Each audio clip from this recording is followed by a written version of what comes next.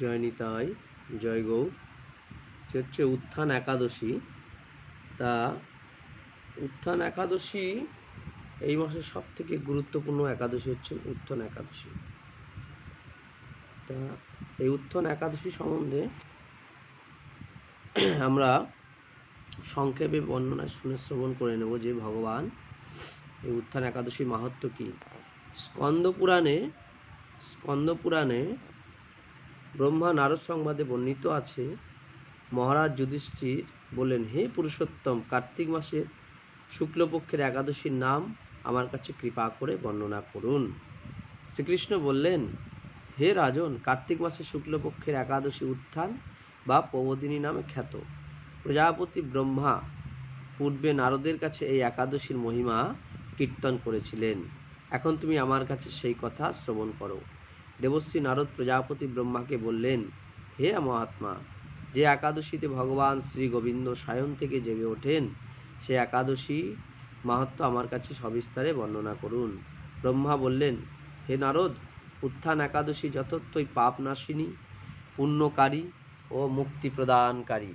এই ব্রত নিষ্ঠা সহকারে পালন করলে 1000 অশ্বমেধ যজ্ঞ ও শত শত রাজস্ব যজ্ঞের ফল লাভ হয়। জগতের দুর্লভ বস্তু প্রাপ্তির কথা আর কি বলবো।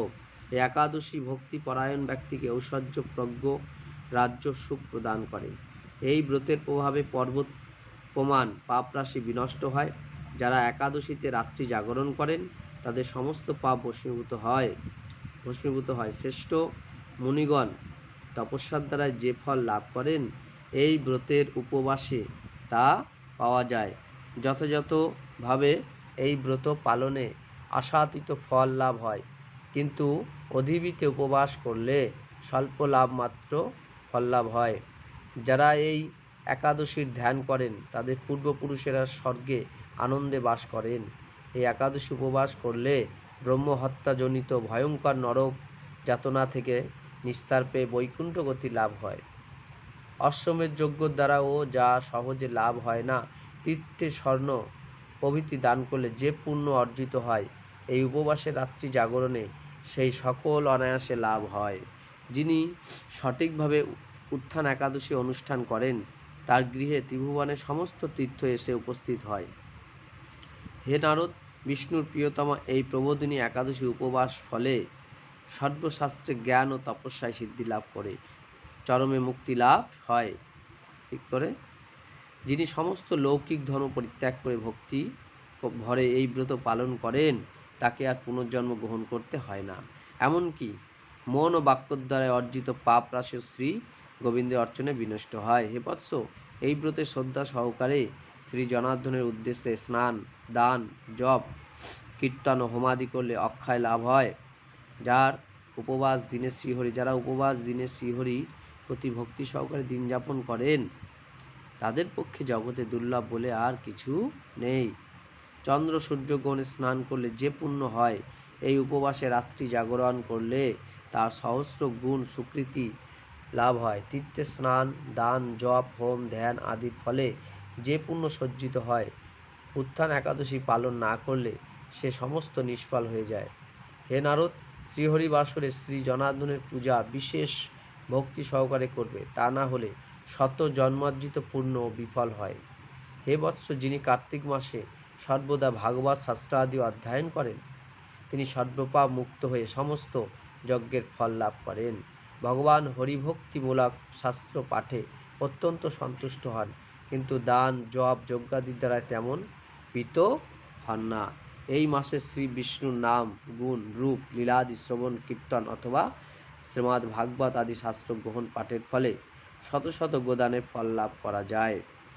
অতএব হে মুনিবর, কার্তিক মাসে সমস্ত গৌণ ধর্ম বর্জন করে শ্রী কেশবের সামনে হরিকথা শ্রবণ কীর্তন করা কর্তব্য।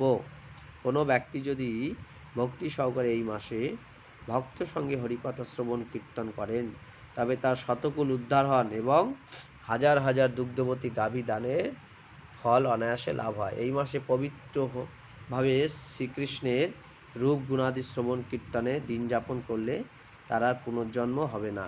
এই মাসে বহু ফলমূল, ফুল, অগরি, কর্পূর ও চন্দন দিয়ে শ্রীহরির পূজা করা কর্তব্য। সমস্ত তীর্থ ভ্রমণ করলে যে পুণ্য হয়, উত্থান একাদশীতে শ্রীকৃষ্ণ পাদ পদ্মে অর্ঘ্য দানে তার কোটি গুণ স্বীকৃতি লাভ হয়। শ্রবণ কীর্তন স্মরণ বন্দনা আদি নববিধা ভক্তির সাথে তুলসীর সেবার জন্য যারা বীজ রোপণ, জল সেচন ইত্যাদি করেন, তারা মুক্তি লাভ করে, বৈকুণ্ঠবাসী হন। হে নারদ, সহস্র সুগন্ধি পুষ্পে দেবতার অর্চনে বা সহস্র সহস্র যজ্ঞ দানে যে ফল লাভ হয়, এই মাসে হরিবাসরে একটি মাত্র তুলসী পাতা শ্রী ভগবানের চরণ অর্পণ করলে সেই সব লাভ হয়। জয় নিতাই, জয় গৌর। এভাবে আমরা একাদশীর ব্রত মাহাত্ম্য আমরা শ্রবণ করলাম। তাই এই মাসে একাদশী ব্রত মাহাত্ম্য শ্রবণ করা এবং এই একাদশী করা এটা খুব গুরুত্বপূর্ণ। এটা হচ্ছে উত্থান একাদশী। তাই সবাই ভক্তিভারে যে যেমনভাবে থাকবে শ্রবণ করবে। একাদশীটা অবশ্যই মাহাত্ম্যটা শ্রবণ করতে হবে।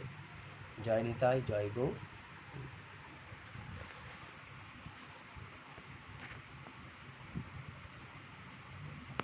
জয় নিতাই, জয় গৌর। তাই সবাই মনোযোগ সহকারে এই একাদশী পালন করবে।